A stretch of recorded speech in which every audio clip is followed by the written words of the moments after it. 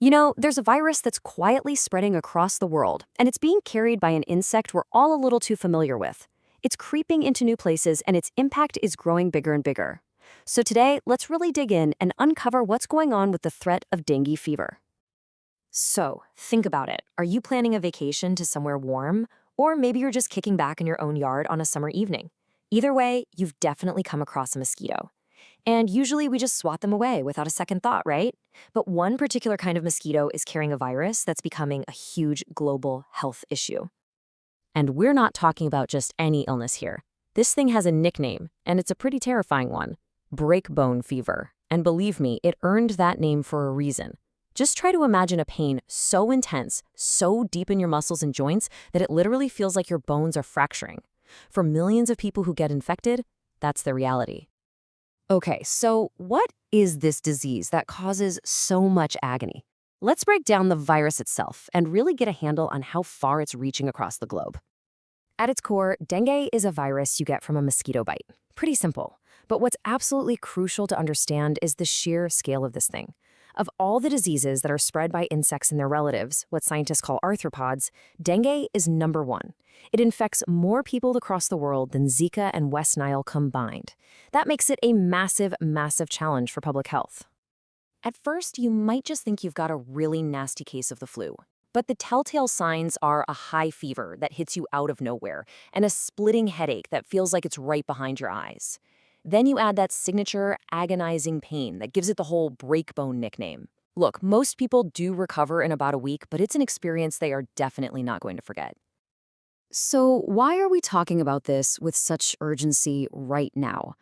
Because what used to be considered a faraway tropical disease is now spreading fast. It's becoming a global threat and showing up in places it has never been seen before. Get ready for this number: 390 million. That is the estimated number of dengue infections that happen every single year. Just let that sink in for a second. And even though a lot of those cases are pretty mild, that number just shows you how incredibly widespread this virus has become. And this trend is only getting faster. If you look at the cases that are officially reported to the World Health Organization, the numbers tell a really dramatic story. Back in the year 2000, there were about 500,000 reported cases. By 2019, that number had skyrocketed to over 5 million. That's a tenfold increase in less than 20 years. This is not a slow creep, folks. It's an explosion. So what's behind this explosion? Well, it's pretty much a perfect storm of three things. First, the specific mosquitoes that carry dengue, they're expanding their habitat, finding new places to call home. Second, our changing climate. Warmer temperatures and different rainfall patterns are creating a paradise for these mosquitoes to thrive in. And finally, there's us. We're living in more densely populated cities and traveling all over the globe, which means the virus can easily hitch a ride from one continent to another with terrifying speed. And if you're thinking this is all happening somewhere far away, think again. In 2024, there were 18 cases reported in California that were acquired locally. That's the key word there. These weren't people who got sick while traveling. They were bitten by infected mosquitoes right there. It's proof that this disease is starting to get a foothold in new areas, including the southern United States. Okay, so we know it's spreading, but what's actually happening on a biological level? How does the virus manage to get from person to person? And maybe most importantly, what makes getting it a second time so much more dangerous? The way it's transmitted is deceptively simple. It all starts when an infected mosquito bites someone. Now, that person has the virus in their bloodstream. So when another uninfected mosquito comes along and bites that person, it picks up the virus. And from that moment on, that mosquito is a carrier for life, ready to spread it to the next person it bites. This means we humans are the main reservoir for the virus, and mosquitoes are just the relentless delivery service. And this brings us to a really fascinating and, frankly, dangerous quirk of the dengue virus. It's something called antibody-dependent enhancement. See, normally your antibodies are your friends. They protect you. But with dengue, there are 4 different types, or serotypes. If you get infected with one, you're immune to that specific type for life. But here's the problem. The antibodies from that first infection can't really stop the other 3 types. In a bizarre twist, they can actually help a new type of dengue invade your cells, making a second infection much, much more severe than the first. And that is when dengue can flip from being a horrible flu-like illness to a life-threatening emergency. So it's absolutely vital that you know the signs to look for it when things are taking a turn for the worse. The illness usually unfolds in 3 phases. First up is the febrile phase. That's when you have the high fever, the headache, all those classic break-bone symptoms.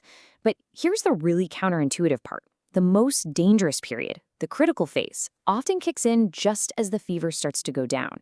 This is when you can get life-threatening complications, like plasma leaking out of your blood vessels. If you can make it through this phase, you enter the recovery phase.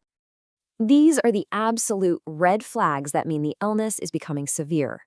We're talking about really bad stomach pain, vomiting that just will not stop, or any kind of unusual bleeding, like from your gums or your nose. These are all signs that your body's vascular system is in big trouble. This is a medical emergency, and it requires immediate hospitalization to keep your body from going into shock. Now, all of this sounds pretty scary, I know, but the good news is that prevention is actually pretty straightforward. It all comes down to avoiding a bite from that one specific mosquito. So let's talk about some practical steps we can all take. You can really boil prevention down to 2 key areas: your home and your body. At home, the #1 rule is to get rid of standing water. Seriously, these mosquitoes can breed in an amount of water that would fit in a bottle cap. So you have to empty out things like flower pots, old tires, and bird baths on a regular basis. Then, for personal protection, it's all about creating a barrier. Wear long-sleeve shirts and pants, and use a good EPA-registered insect repellent on any skin that's exposed. And this all leads to a bigger point. Your individual actions are super important, but real prevention is a community effort. It's a team sport. Like California State Senator Dr. Aisha Wahab said, public awareness and participation are key. When an entire neighborhood works together to eliminate mosquito breeding grounds, everybody becomes safer. So that brings us to the final, really crucial question. Dengue is just one powerful example of how a changing climate can expand the reach of infectious diseases. It's a clear signal that we can't just react to outbreaks anymore.